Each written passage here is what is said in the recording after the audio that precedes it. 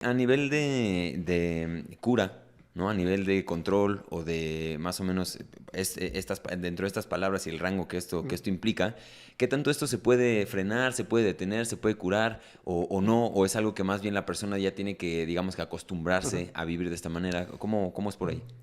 No hay una cura, ¿no? Pero sí hay medicamentos que ayudan a controlar esto, ¿no? Medicamentos que justamente se llaman antipsicóticos y pues lo que hacen es combatir los síntomas psicóticos.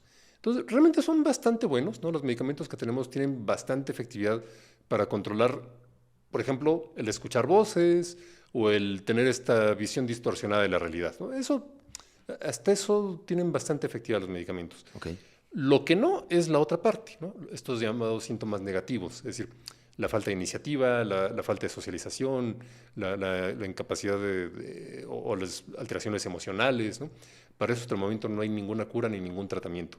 Y es lo que hace que los pacientes disfuncionen, ¿no? Es decir, a lo mejor se toma su pastillita todos los días y se le quitan las voces y deja de escuchar que Dios le habla, pero sigue echado en la cama sin un trabajo, sin socializar, sin bañarse, porque no hay hasta el momento un medicamento para esto.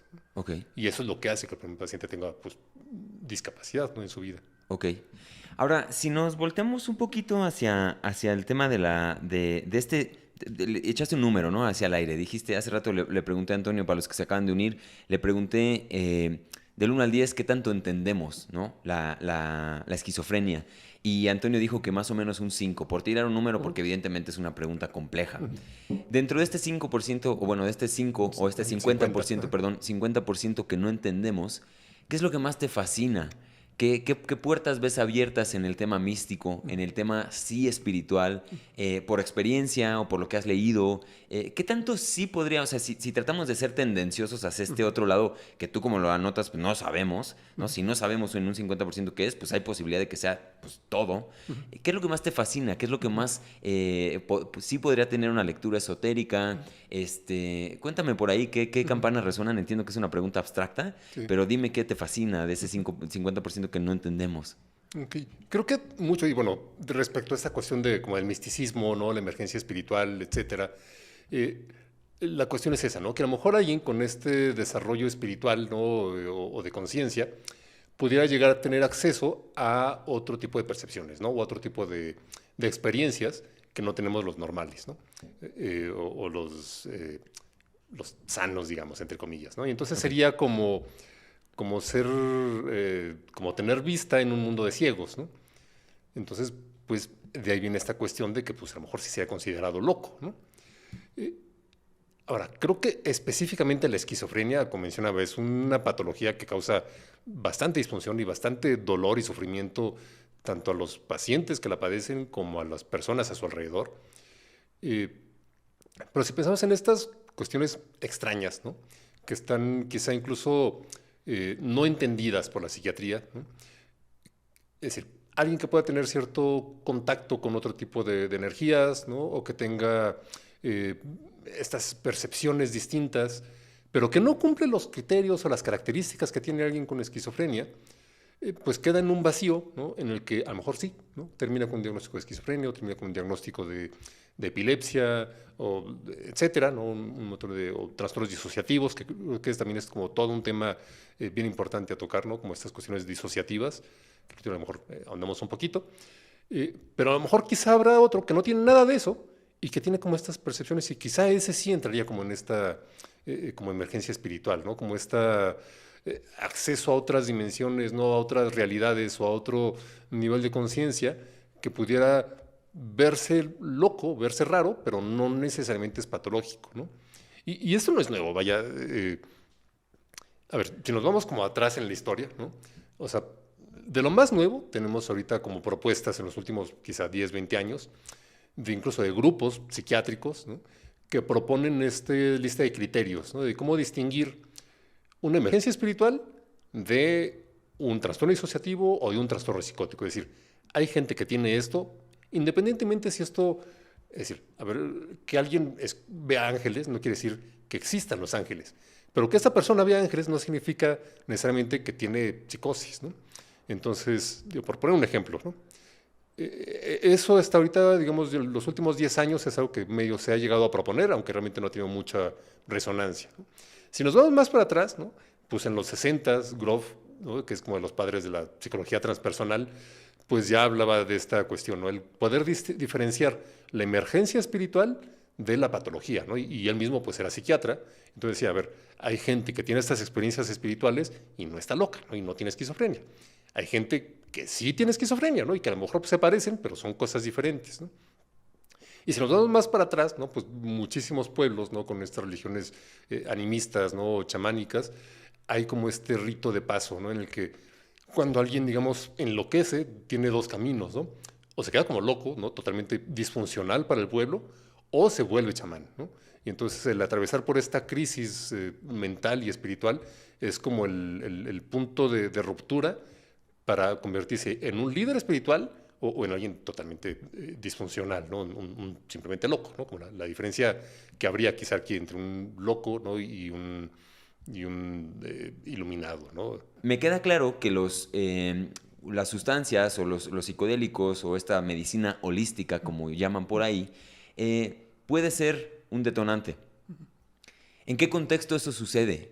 ¿En qué contexto puede...? Porque, bueno, me queda claro que más o menos durante el proceso de una experiencia de este tipo es, pues, básicamente un psicótico, ¿no? Digo, un episodio psicótico. Por ahí antes se usaba el término psicotomimético. Sí. En ese sentido es lo que generaba una experiencia psicodélica, un episodio, ¿no?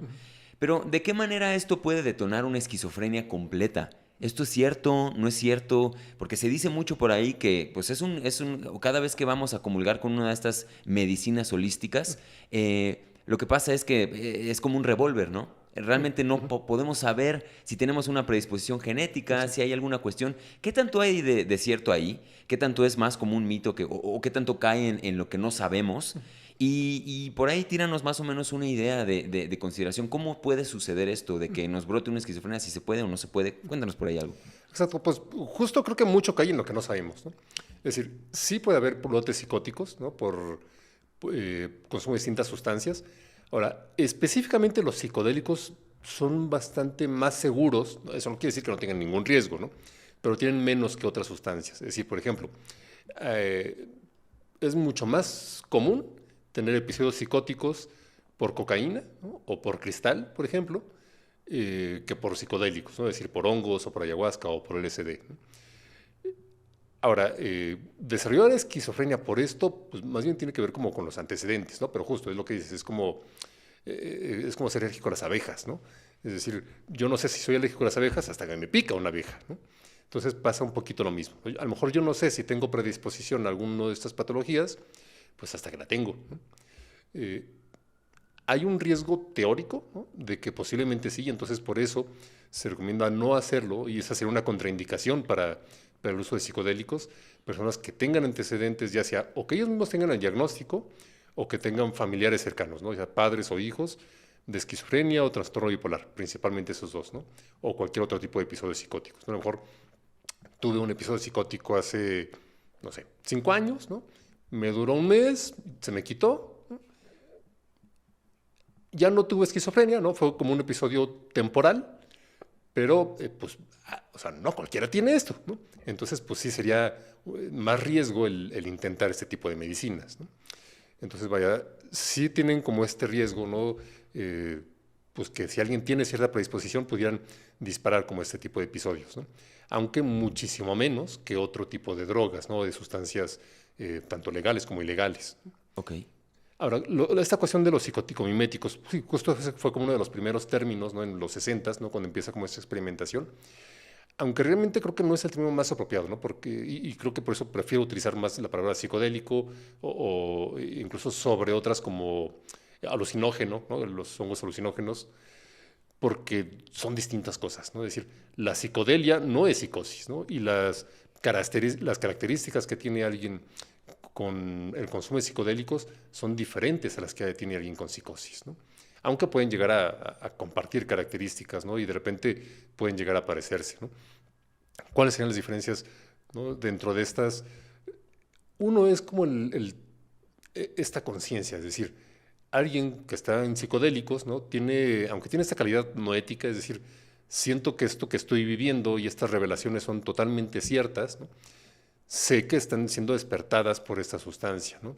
O si de repente veo halos en las cosas, o veo que se derriten los cuadros, ¿no? Mi mano tiene este espectro tornasol, ¿no? Pues yo sé que es una ilusión, ¿no? Y alguien con esquizofrenia o alguien con psicosis está totalmente convencido. Es decir, o sea, yo sé que, o sea, alguien con esquizofrenia escucha voces y no dice qué me está pasando. O sea, él tiene la certeza de que esa voz es el pensamiento del presidente que le habla por telepatía, ¿no? Entonces, esa sería como una primera característica, ¿no? Junto con, el tipo de percepciones es diferente, ¿no? Por ejemplo, en la psicosis del tipo de la esquizofrenia es mucho más común escuchar voces, no escuchar cosas. Con los psicodélicos no es tan común, ¿no? De hecho, es como más raro, ¿no? Generalmente son más cuestiones visuales o de introspección o la forma en la que vamos como entendiendo como el mundo. Entonces sí tienen como sus características distintas, ¿no? Por lo cual pues no me encanta como este término de psicótico-miméticos porque Claro. no imitan la psicosis, ¿no? Sino que tienen su propio mundo aparte.